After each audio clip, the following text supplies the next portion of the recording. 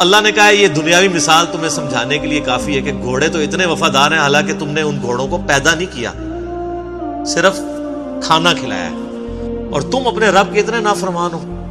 تمہیں تو اس رب نے پیدا بھی کیا، تمہیں ہر طرح کی نعمتیں دی ہیں، اور تم تو گھوڑے جیسے بھی نہیں ہو سکے، جانوروں سے بھی بدتر ہو تم۔ اولئک کالانعام بل ہم اضل، یہ چوپایوں کی مانند ہے بلکہ اس سے بھی گئے گزرے۔ سر اس صورت کے اندر کیا سوز و گداز، کیا رکت ہے کہ تم گھوڑوں کے مانند بھی نہیں ہو سکے۔ گھوڑے کو صرف کھانا کھلاؤ تو وہ تمہارے لیے جان بھی دے دے میدان جنگ میں، اور اللہ جس نے تمہیں پیدا کیا ہر طرح کی نعمت دی، تم 5 وقت کی نماز پڑھنا بھی تمہارے لیے مشکل ہے اس کے لیے۔ والعادیات ضبحا، مجھے قسم ہے تیز دوڑنے والے گھوڑوں کی، جب ان کے سینے سے آواز نکل رہی ہوتی ہے، سو ہوئے انہوں نے تیز جب وہ چل رہے ہوتے ہیں۔ فالموریات قدحا، جب وہ پتھروں سے آگ نکال رہے ہوتے ہیں سم مار کے، جب پتھریلی زمین پہ بھاگتے تھے تو ان کے پاؤں کے ناخنوں کے نیچے، آپ کو پتا نا وہ نیچے لگائے ہوتے ہیں لوہے کی، تاکہ وہ سمیں لگائی ہوتی ہیں تاکہ ان کے وہ ناخن گھس نہ جائیں، تو وہ جب سر پر دوڑتے تھے نا تو چنگاریاں اڑتی تھی۔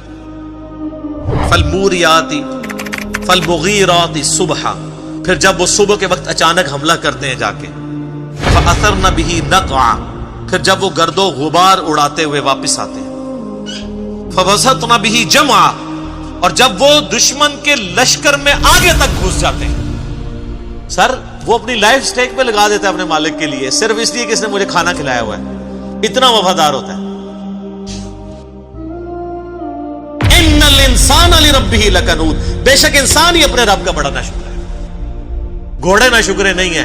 گھوڑے اپنے مالک کے ساتھ وفاداری کرتے ہیں، اس مالک کے ساتھ جو صرف کھانا کھلاتا ہے، اور انسان اس مالک کے ساتھ بے وفائی کرتا ہے جس نے اسے پیدا بھی کیا اور ہر طرح کی نعمتیں دی، صرف کھانا نہیں کھلایا۔ وَإِنَّهُ عَلَى ذَلِكَ لَشَهِيدٌ، اور بے شک انسان خود اس بات پر گواہ ہے کہ وہ اپنے رب کا بڑا ناشکرا ہے۔ کسی کو پوچھنے کی ضرورت نہیں ہے، ہر انسان کو پتا ہے کہ میں کیا کر رہا ہوں، کسی سے سرٹیفکیٹ لینے کی ضرورت نہیں ہے۔ ہر شخص اپنے گریبان میں جھانک کے دیکھ سکتا ہے کہ میں اپنے رب کے لیے کتنی کمٹمنٹ رکھتا ہوں۔ مسلم شریف کی حدیث ہے، گناہ وہ جو تیرے دل میں کھٹکے اور تو اس بات سے ڈرے کہ لوگوں کو پتا چل جائے۔ پھر بھی لوگ مجھے آ کے مسئلے پوچھ رہے ہوتے ہیں، جناب کہ لی بھائی آپ کا کیا خیال ہے؟ میں پوچھتا ہوں جی آپ کا کیا خیال ہے؟ غلط ہی لگتا ہے تو ہی غلط ہے۔ اکثر گناہ تو آپ کو پتا ہوتے ہیں یہ گناہ ہے، دل میں کھٹک جاتے ہیں۔ اور جامع ترمذی میں حدیث ہے، حسن بن علی کہتے ہیں کہ نبی علیہ السلام نے فرمایا تھا کہ جو چیز تمہیں شک میں ڈال دے اسے چھوڑ دو، نیکی اطمینان دیتی ہے، اور جو جھوٹ ہے وہ انسان کو شک میں مبتلا کر دیتا ہے۔ غلط کام تو خود اندر ضمیر بول کے کہتا ہے۔ مسلم شریف کی حدیث ہے کہ لیے مومن کے لیے ایک چھوٹا سا گناہ بھی ایسا ہے کہ اس کے سر پہ کوئی پہاڑ رکھ دے، اور منافق کے لیے بڑے سے بڑا گناہ ایسا ہی ہے کہ جیسے ناک پہ مکھی بیٹھی تھی اڑا دی، اس سے زیادہ اس کو جو ہے اس کو باردر نہیں کرتا وہ۔ اور بے شک انسان اس پر گواہ ہے۔ وَإِنَّهُ لِحُبِّ الْخَيْرِ لَشَدِيدٌ، اور بے شک مال کی محبت اس میں بہت زیادہ ہے۔ اصل چیز ہی یہی ہے سر، ساری بیماریوں کی جڑ مال ہے۔ اور جامع ترمذی میں حدیث ہے، ہر امت کا کوئی نہ کوئی فتنہ تھا، ویسے تو ہمیشہ ہی مال فتنہ رہا ہے، لیکن نبی علیہ السلام کی امت کا تو اسپیسیفک فتنہ مال ہے۔ آپ نے فرمایا کہ ہر امت کا کوئی بڑا فتنہ تھا، میری امت کا سب سے بڑا فتنہ مال ہے۔ اور بخاری و مسلم میں وہ حدیث بڑی رکت انگیز ہے جو آپ نے اپنی وفات سے 1 مہینہ پہلے خطبہ دیا، شہدائے احد کی قبرستان میں جا کے دوبارہ نماز جنازہ پڑھ کے قبرستان میں صحابہ کو ڈرایا اور کہا کہ دیکھنا میں تمہارا پیش رو ہوں، میں اپنے حوض کوثر کو اس وقت بھی دیکھ رہا ہوں، مجھے اپنے بعد تم سے یہ خطرہ نہیں ہے کہ تم شرک کرنے لگو، لیکن مجھے یہ ڈر ہے کہ تم دنیا کے مال کی محبت میں پڑ جاؤ گے اور پھر ایک دوسرے کو قتل کرو گے جس طرح اگلوں نے کیا، اور پھر تم بھی تباہ و برباد کر دیے جاؤ گے جیسا کہ اگلے۔ اور آپ دیکھ لیں نبی علیہ السلام کی وفات کے کچھ عرصہ کے بعد یہی امت میں وہی کام شروع ہو گئے۔ افلا يعلم اذا بعثر ما في القبور، کیا انسان اس وقت کو نہیں جانتا جب اسے قبروں سے نکال لیا جائے گا؟ وہ چاہے قبر مٹی کی قبر ہو، چاہے وہ سمندر میں مرا ہو، چاہے وہ ایئر کریش میں ہواؤں میں اس کی راکھ بکھر گئی ہو، چاہے کسی شیر کے پیٹ میں ہے وہ اس کی قبر وہیں بن گئی، قیامت والے دن اللہ تعالیٰ اسے زندہ کر لے گا، عالم برزخ سے قیامت میں میدان محشر میں لے آئے گا۔ وَحُصِّلَ مَا فِي الصُّدُورِ، اور اللہ تعالیٰ ہر اس چیز کو بھی ظاہر کر دے گا جو انسان کے سینے میں چھپی ہوئی تھی۔ اگر کسی نے کوئی نیکی کا کام بھی کیا ہے نا کسی کو دکھانے کے لیے، تو دنیا میں تو وہ ضرور سخی ہوگا، لیکن اللہ کے حضور زیرو سے ملٹیپلائی۔ وہ مسلم شریف میں بڑی لمبی حدیث ہے، قیامت والے دن ایک سخی کو، ایک شہید کو اور ایک عالم کو بلایا جائے گا، قرآن کے قاری کو۔ اللہ کہے گا ہاں بھائی شہید تو نے میرے لیے کیا کیا؟ کہ گئی اللہ جان ہی تو تھی، دے دی تیری راہ میں، اور کیا کرتا؟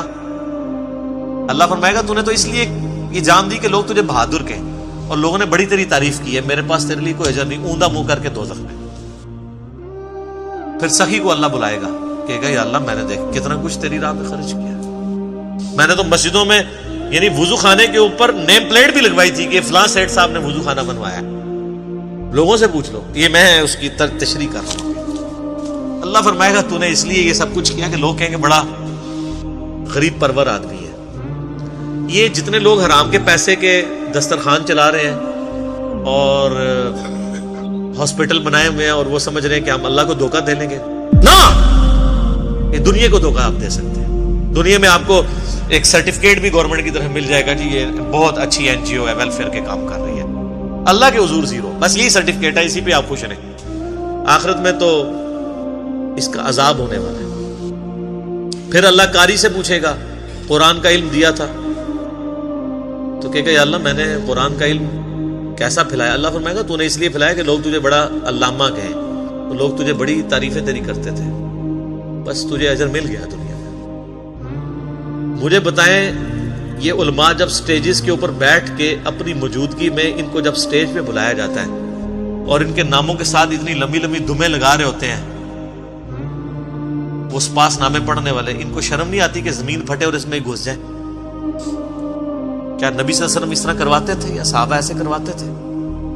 پھر اتنے بڑے بڑے اشتہاروں کے اوپر 4 دمیں پہلے لگی ہوتی ہیں، 3 بعد میں لگی ہوتی ہیں، اور پتہ نہیں کیا کچھ لکھا ہوتا ہے، تو بس یہی ان کو ملنا ہے، آخرت میں کچھ نہیں ہے۔